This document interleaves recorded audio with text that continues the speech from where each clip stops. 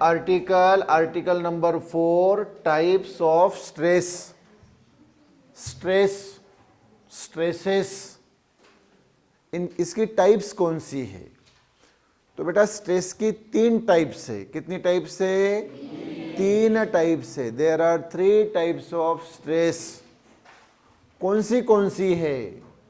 तो there are 3 types of stress. पहली है लॉन्जिट्यूडनल स्ट्रेस। क्या है? Longitudinal stress. इसी का दूसरा नाम है tensile stress. What? Tensile stress या कॉम्प्रेसिव स्ट्रेस। तो मैं बताऊंगा कि ये टेंसाइल स्ट्रेस क्यों बोला जाता है या कॉम्प्रेसिव स्ट्रेस क्यों बोला जाता है, जब मैं अभी फिगर ड्रॉ करके बताऊंगा। दूसरी है वॉल्यूम स्ट्रेस। कौन सी? इसी का नाम है बल्क स्ट्रेस या हाइड्रोलिक स्ट्रेस। और तीसरी है बेटा शियरिंग स्ट्रेस, या इसी को शियर स्ट्रेस बोलते हैं या टेंजेंशियल स्ट्रेस। तो कितने टाइप की स्ट्रेसेस है? 3 टाइप्स की। तो बरोबर समझ लो, types of stress, there are 3 types of stress. तो ये देखो स्ट्रेस, और इसके 3 पार्ट हमने किए। पहली है लॉन्जिट्यूडनल स्ट्रेस, इसी को बोला जाता है टेंसाइल स्ट्रेस या कॉम्प्रेसिव स्ट्रेस। दूसरी है वॉल्यूम स्ट्रेस, इसी को बोला जाता है बल्क स्ट्रेस या हाइड्रोलिक स्ट्रेस। तीसरी है शियरिंग स्ट्रेस, इसी को बोला जाता है शियर स्ट्रेस या टेंजेंशियल स्ट्रेस। ओके, अब पहले स्ट्रेस के ऊपर आएंगे, लॉन्जिट्यूडनल स्ट्रेस। कौन सी बेटा पहली स्ट्रेस?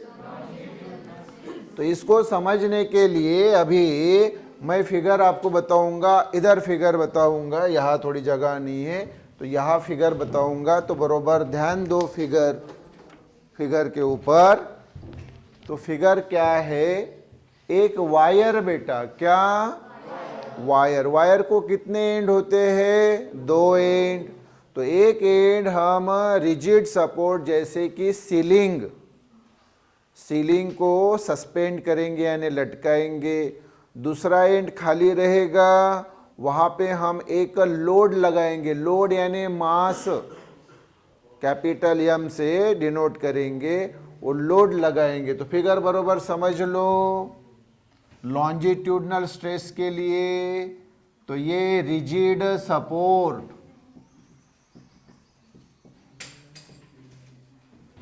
रिजिड सपोर्ट यानी घट्ट सपोर्ट जैसे कि सीलिंग। और यहां एक वायर को देखो क्या किया है रे? एक वायर को बाबा सस्पेंड किया है यानी लटकाया है एक एंड से। इस वायर की लेंथ है यल, कैपिटल यल, इस वायर की लेंथ। और इस वायर का ये एरिया ए, इस एरिया को बोला जाता है एरिया ऑफ क्रॉस सेक्शन या फिर क्रॉस सेक्शनल एरिया।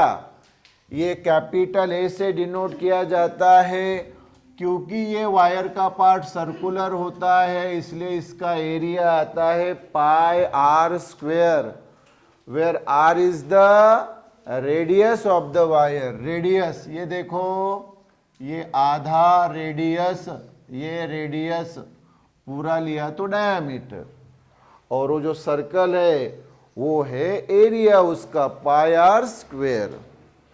अब ये जो दूसरा एंड है यहाँ पे हमने क्या लगाया? लोड लगाया। क्या लगाया?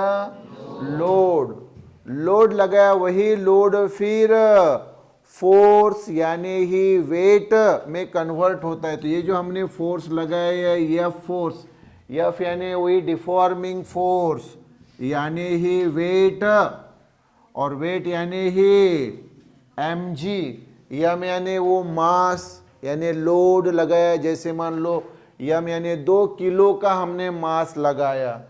और सर ये G is the acceleration due to gravity, जिसकी वैल्यू हम लेते हैं 9.81 मीटर पर सेकंड स्क्वायर। जब ये फोर्स लगाया जाता है तो जाहिर सी बात है वायर की लेंथ तो थोड़ी क्या होगी, इंक्रीज होगी। तो ये देखो वायर की लेंथ स्मॉल एल से इंक्रीज हुई, क्या हुई?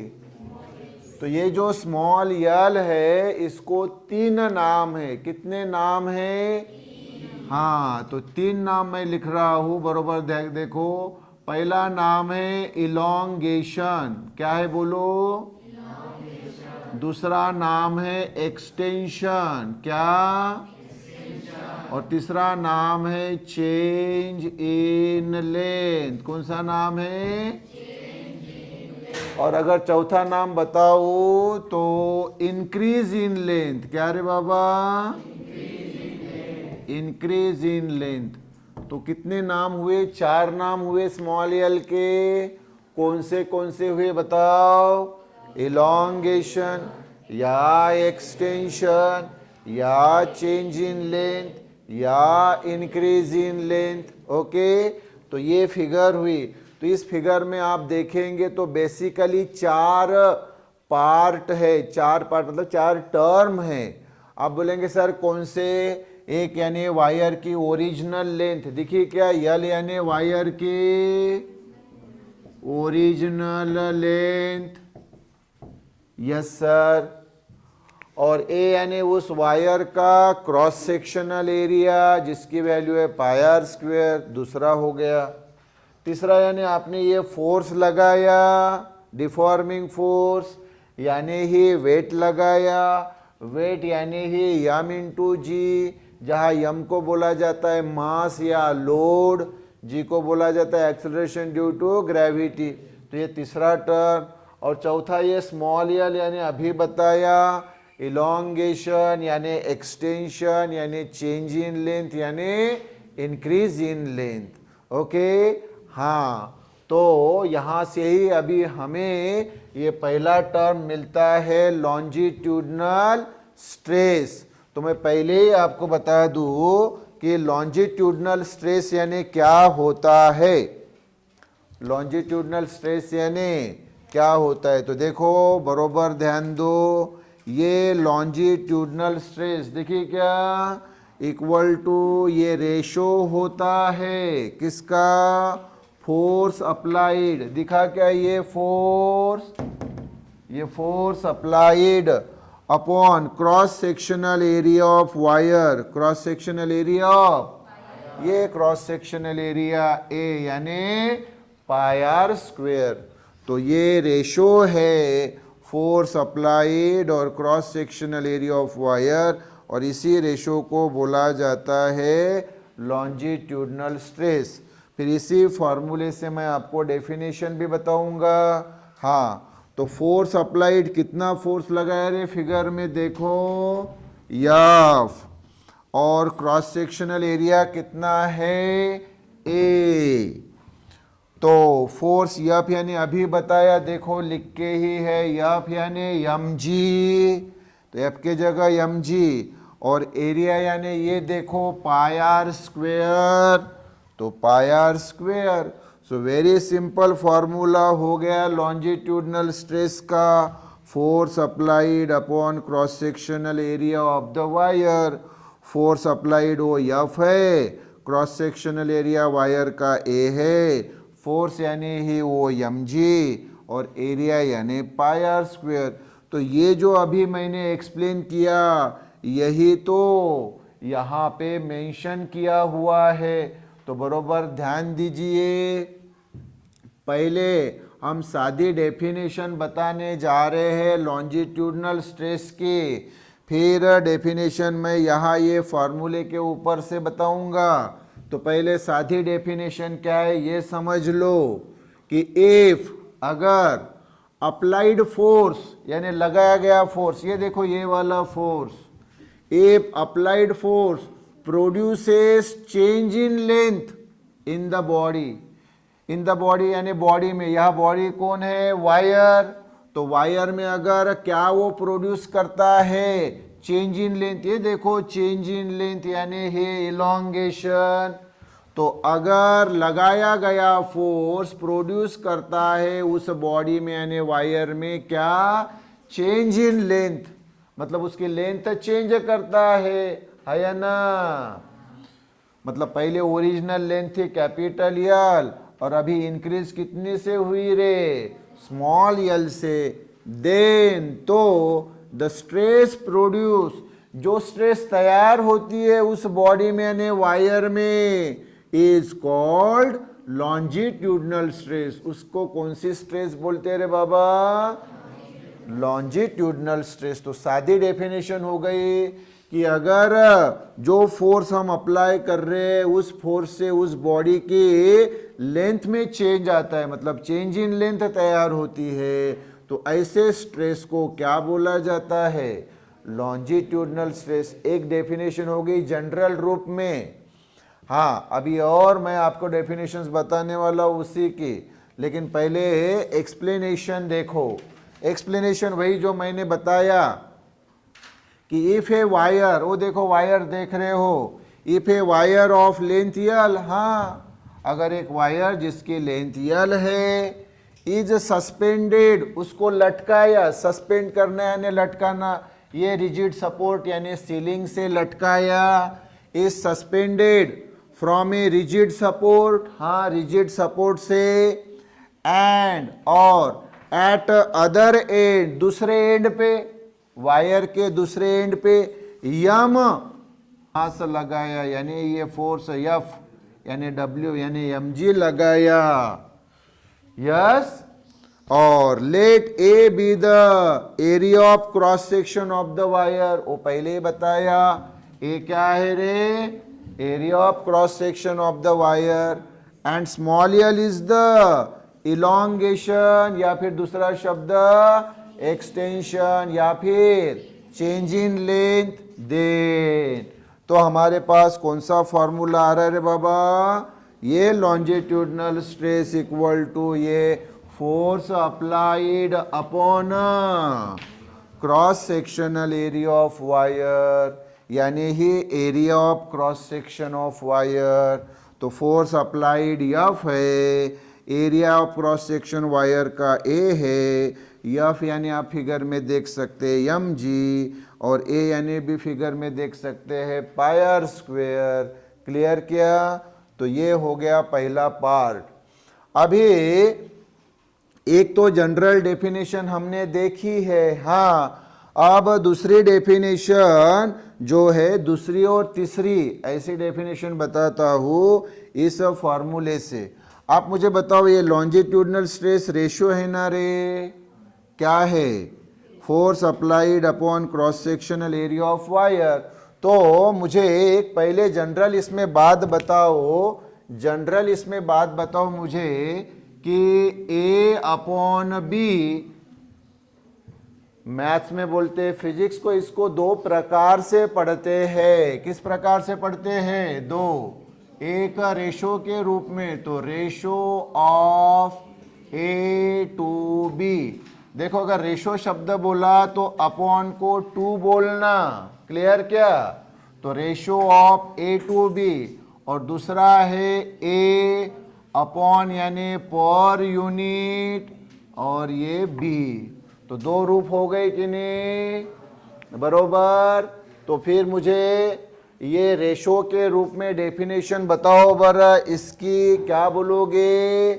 तो आप बोलोगे ratio of force applied to cross sectional area of wire is called as, is equal to NA, is called as longitudinal stress। दूसरी डेफिनेशन हुई, हाँ। और तीसरी डेफिनेशन इस रूप में पूछी तो A पर यूनिट, B के रूप में पूछे तो क्या होगा? Force applied per unit cross sectional area of wire is equal to NA, is called as longitudinal stress. तीसरी डेफिनेशन हुई, मैंने बोला एक पहले जनरल फॉर्म में और अभी ये 2, कितनी हो गई टोटल? 3 होगी। यहाँ ये पार्ट हो गया लॉन्जिट्यूडनल स्ट्रेस का। इसमें अभी बात ये है कि टेंसाइल स्ट्रेस इसको कब बोलते हैं और कॉम्प्रेसिव स्ट्रेस कब बोलते हैं।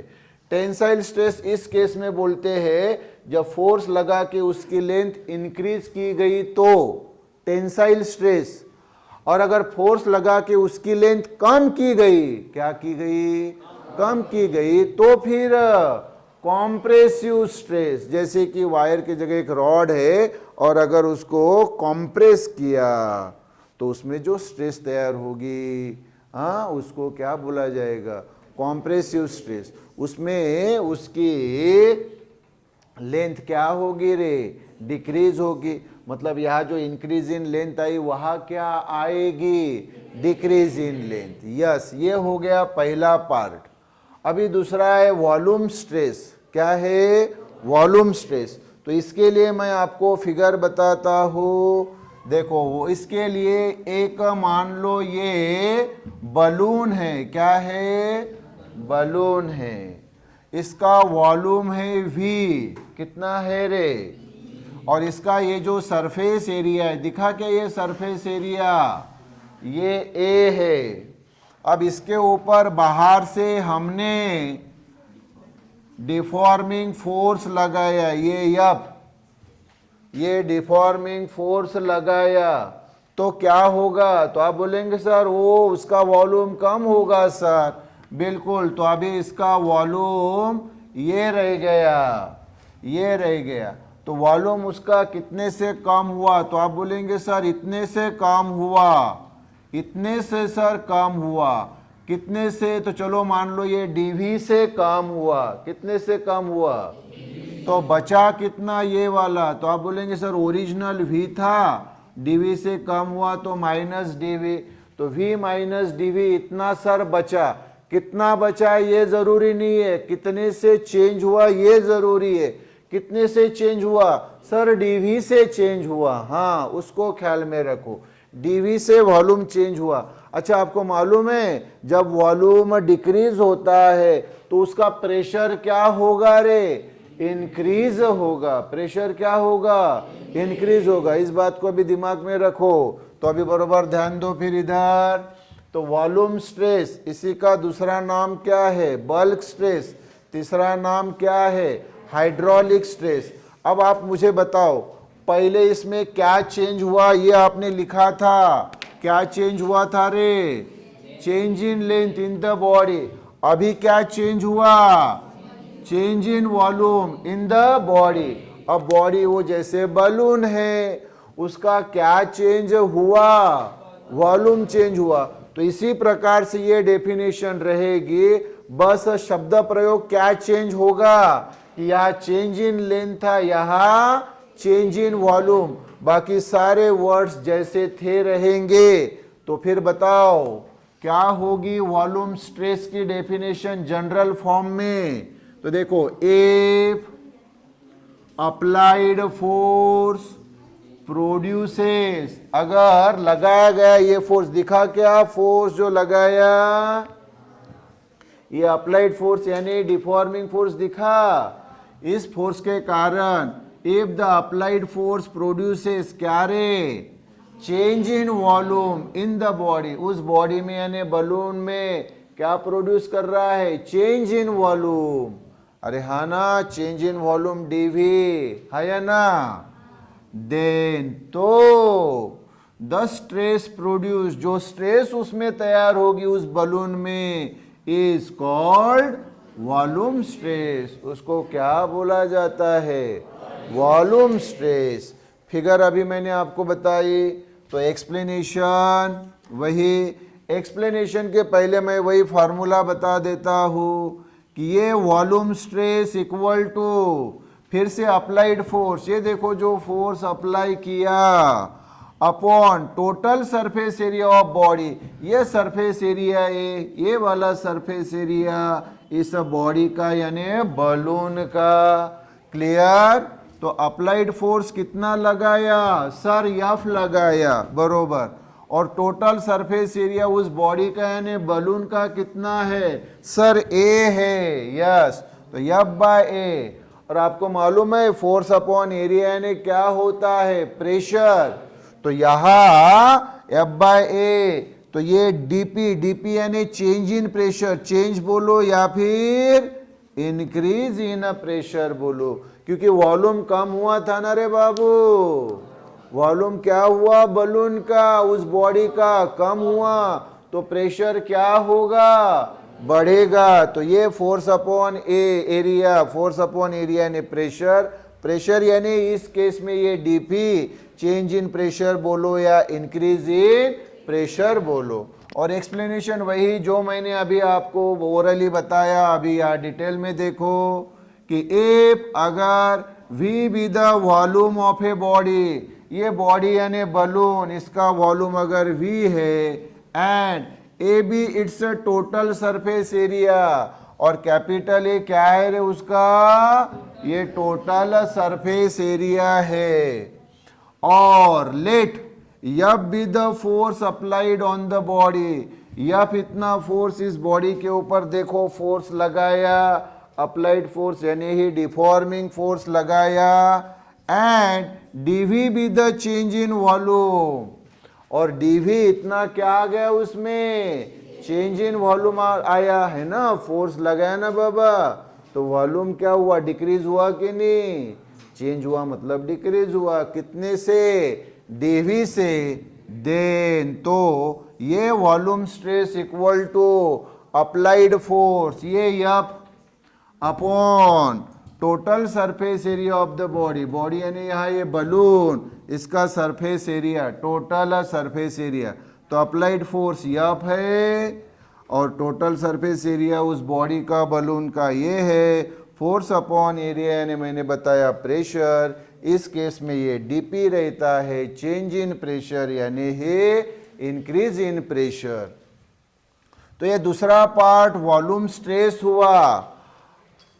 इसकी भी और दो डेफिनेशन, एक तो बता दी जनरल फॉर्म में, और दो डेफिनेशंस बताता हूँ फॉर्मूले के ऊपर से। अरे वही फॉर्मेट, यही फॉर्मेट, एक रेशो वाला और एक पर यूनिट वाला। तो रेशो के रूप में अगर हमें बताना है तो क्या बताएंगे, ratio of applied force to total surface area of body is equal to यानी is called as volume stress, clear. और अगर पर यूनिट के फॉर्म में बताया तो ये देखो ए पर यूनिट भी ना, तो बोलो फिर applied force per unit total surface area of body is called as volume stress. तो ये दो डेफिनेशन, और पहली वाली एक, यानी कितनी डेफिनेशन हुई रे, तीन डेफिनेशन हुई। ये सेकंड पार्ट हो गया कंप्लीट। अभी एक रह गया, वो है शियरिंग स्ट्रेस, यानी ही शियर स्ट्रेस, यानी ही टेंजेंशियल स्ट्रेस। तो इसकी पहले फिगर आपको बताता हूँ। मान लो एक रेक्टेंगुलर टेबल है, क्या है रे बाबू, रेक्टेंगुलर टेबल है ये वाला, दिखा, हाँ, और इसको नाम देंगे हम A B C D। ये उसका अपर सरफेस है AB, और ये लोअर सरफेस है CD, दिखा। और अपर सरफेस पे हमने फोर्स लगाया F इतना, क्या लगाया, फोर्स लगाया। तो अपर सरफेस जो है वो मूवेबल है, लेकिन लोअर सरफेस फिक्स्ड है। CD क्या है रे बाबा, फिक्स्ड सरफेस है, मतलब ये मूव नहीं होगा। सिर्फ कौन सा मूवेबल है, अपर सरफेस, कौन सा। तो ये फोर्स लगाया F इतना, तो मान लो A यहाँ पे आ गया A1 पे, और B मूव होके आ गया B1 पे, कहाँ पे, तो नया शेप जो हो गया वो ये हो गया रे बाबू। कौन सा हुआ नया शेप, तो आप बोलेंगे सर A1 B1 CD, पहले कौन सा था sir A B C D, अभी नया कौन सा हुआ, सर A1 B1 CD। तो आप मुझे बताइए क्या इस बॉडी का शेप बदला कि नहीं? हाँ सर बदला, बदला ना। तो जब बॉडी के शेप में चेंज आता है तो देखो यहां शब्द आएगा चेंज इन शेप। पहले इसमें क्या आया था रे बाबा? Change in length. दूसरे इसमें क्या आया था? Change in volume. तीसरे इसमें क्या आएगा? Change in shape. क्या आएगा? तो फिर ये शियरिंग स्ट्रेस की डेफिनेशन। और इसी प्रकार से यही वर्डिंग्स वहां रहेगी, बस ये इतना पार्ट चेंज होगा। ये चेंज इन लेंथ, यहाँ चेंज इन वॉल्यूम, यहाँ चेंज इन शेप, बाकी पूरा वैसे का वैसा ही। देख लो लगेज तो, इफ अगर द अप्लाइड फोर्स, जो फोर्स अप्लाई किया, ये देखो फोर्स अप्लाई किया, तो if the applied force produces change in shape, क्या प्रोड्यूस कर रहा है? शेप में चेंज प्रोड्यूस कर रहा है इन द बॉडी, उस बॉडी में, देन तो द स्ट्रेस प्रोड्यूस, जो स्ट्रेस तैयार होती है, इज कॉल्ड शियरिंग स्ट्रेस। उसको क्या बोला जाता है? शियरिंग स्ट्रेस बोला जाता है। तो अगर बॉडी के शेप में चेंज आया, ये फोर्स लगाने के कारण, अप्लाइड फोर्स यानी डिफॉर्मिंग फोर्स लगाने के कारण, तो फिर उस तैयार होने वाले स्ट्रेस को बोला जाता है शियरिंग स्ट्रेस। अच्छा, इसका फॉर्मूला क्या आएगा? शियरिंग स्ट्रेस यानी वही टेंजेंशियल अप्लाइड फोर्स, यानी ये जो फोर्स लगाया, दिखा क्या ये फोर्स, इसको बोला जाता है tangential applied force upon surface area, उसी अपर सरफेस का सरफेस एरिया, ब्रैकेट में लिखा पैरेलल टू फोर्स, हाँ ना। ये ए बी जो सरफेस है, ये इस फोर्स को क्या है रे? पैरेलल है। क्या है? हाँ, तो शियरिंग स्ट्रेस क्या हुई? Tangential applied force upon surface area, इसी अपर सरफेस का एरिया, अपर सरफेस, वो सरफेस जो पैरेलल टू फोर्स है कि नहीं? इस फोर्स को A B, upper surface parallel. हाँ, तो यहाँ टेंजेंशियल अप्लाइड फोर्स कितना लगाया? तो आप बोलेंगे सर एफ लगाया। और ये अपर जो सरफेस है, अपर सरफेस जो है, इसका एरिया ए, कितना?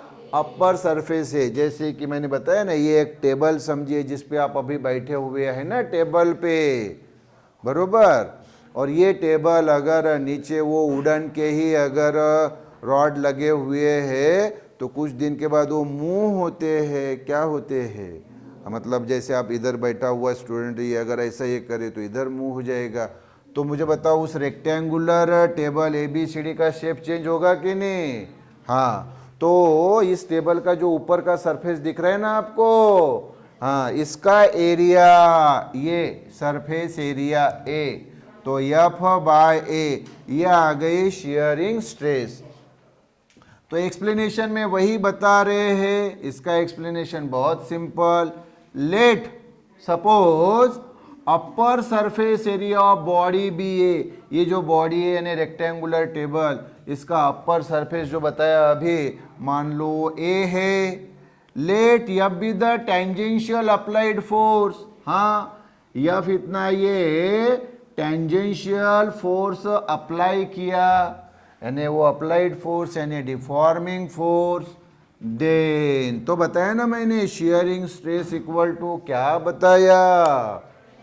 ये टेंजेंशियल अप्लाइड फोर्स, ये एफ अपॉन ये अपर सरफेस का area, surface area upper surface का। तो ये समझने के लिए ब्रैकेट में लिखा वो सरफेस जो पैरेलल टू फोर्स है, तो ये फोर्स उसको पैरेलल। आप बोलेंगे सर डेफिनेशन तो ये हुई, एक्सप्लेनेशन भी हुआ, लेकिन सर ये तो जनरल डेफिनेशन हुई। हाँ, इसको और मैं दो प्रकार में बताता हूँ, वही एक रेशो के रूप में और एक पर यूनिट के रूप में। रेशो के रूप में बताई तो क्या होगा? रेशो ऑफ, क्या रे बाबू? Ratio of tangential applied force to surface area bracket में वैसे parallel to force is called as shearing stress. और पर यूनिट के रूप में पूछा तो tangential applied force per unit surface area, फिर से वही parallel to force is called as shearing stress. तो ये हो गई बेटा तीनों टाइप की स्ट्रेस। कौन सी? Longitudinal stress, volume stress, shearing stress, उसका एक्सप्लेनेशन और तीनों की फिगर और तीनों के फॉर्मूले आपके पास अब ये अवेलेबल है। ओके।